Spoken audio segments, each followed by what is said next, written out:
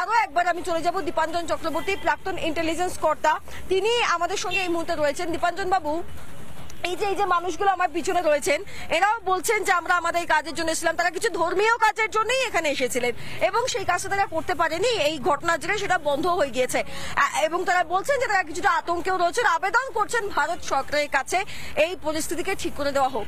আজকের দিনে দাঁড়িয়েও ওই সেকুলারিজম দেখিয়ে সব ঠিক আছে, সবাই ভালো, সবাই সমান, এইসব করে আদতে কোনো লাভ আছে? যারা মানে আদতে দেশে থেকে তারা কি দেশের বিরুদ্ধেই বলছে না, এই মানুষগুলোর বিরুদ্ধেই বলছে না?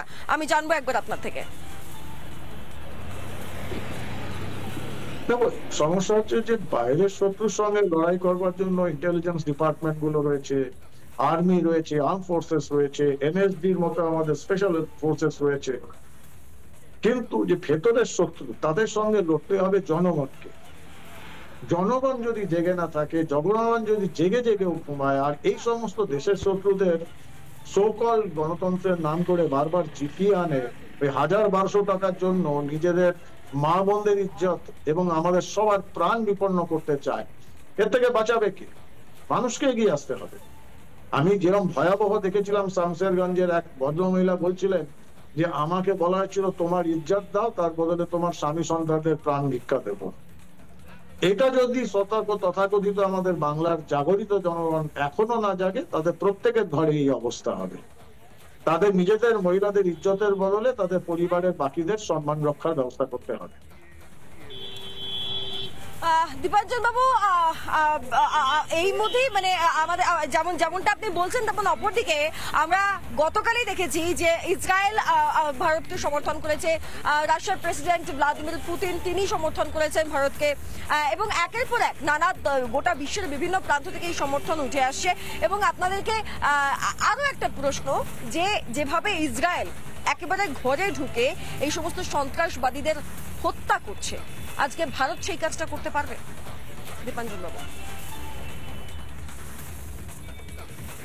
ব্যাপারটা হচ্ছে ২৬/১১ পরে আমরা দেখেছি যে যতজন রয়েছিল যারা মাস্টার মাইন্ড এবং বিভিন্ন জায়গায়, যে যাদবকে যে উঠিয়ে নিয়ে গেছিল, কিডন্যাপ করেছিল থেকে শুরু করে, বা কাশ্মীরে বিভিন্ন সন্ত্রাসবাদী ঘটনার যারা পান্ডা, তাদের প্রত্যেকে ঘরে ঢুকে, গুহায় ঢুকে, জেলখানায় ঢুকে তাদের মৃত্যু নিশ্চিত করা হয়েছে।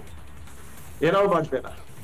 আর ইসরায়েলের, জানি না তোমরা জানো, এটা যে কুখ্যাত অপারেশন ছিল রাত অফ গড, মিউনিক অলিম্পিকের যে অ্যাথলেটদের মেরেছিল, যে ব্ল্যাক সেপ্টেম্বর গ্রুপকে 14 বছর ধরে খুঁজে এক একটি করে ব্যক্তিকে পৃথিবীর বিভিন্ন প্রান্তে নিকেশ করা হয়েছিল।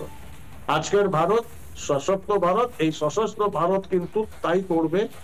এই পহেলগামে যারা গেছে, প্রত্যেক শহীদের হিউমিলিয়েশন এবং তার প্রাণ রক্তের বদলা আমরা নেব এক একটা বিন্দু। পৃথিবীতে কারো ক্ষমতা নেই সেটাকে আটকে রাখার। সেকে পাতালে লুকিয়ে রাখলেও পাতালেও আমাদের বজ্র পৌঁছে যাবে, এদের নিকেশ করবে। শুধু সময়ের অপেক্ষা, আমরা করবো। বেশ বেশ, সত্যি কথাই দীপাঞ্জন বাবু, যে এইবার শক্তিশালী পদক্ষেপ সময় এসছে পদক্ষেপ নেবার। আর ওই গল্প করে সেকুলারিজমের তত্ত্ব হাজির করে এটার কোনো লাভ নেই। তার কারণ আমাদের অপরদিকে যে বা যারা দাঁড়িয়ে রয়েছে তারা সেভাবে ভাবছে না। তারা যদি সেভাবে ভাবতে না পারে, তাহলে আমরা কতদিন এইভাবে ভাববো? আখেরে এটা আমরাই আমাদের ক্ষতি করব না? এই প্রশ্নটাকে এখনো একবারও কারোর মনে জাগছে না, এখনো একবারও জাগছে না। আশ্চর্য বিষয়।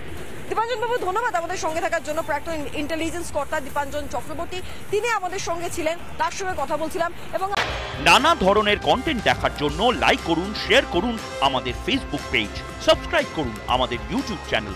পাশাপাশি অন্যান্য ব্রেকিং নিউজের জন্য অবশ্যই চোখ রাখুন রিপাবলিক বাংলায়।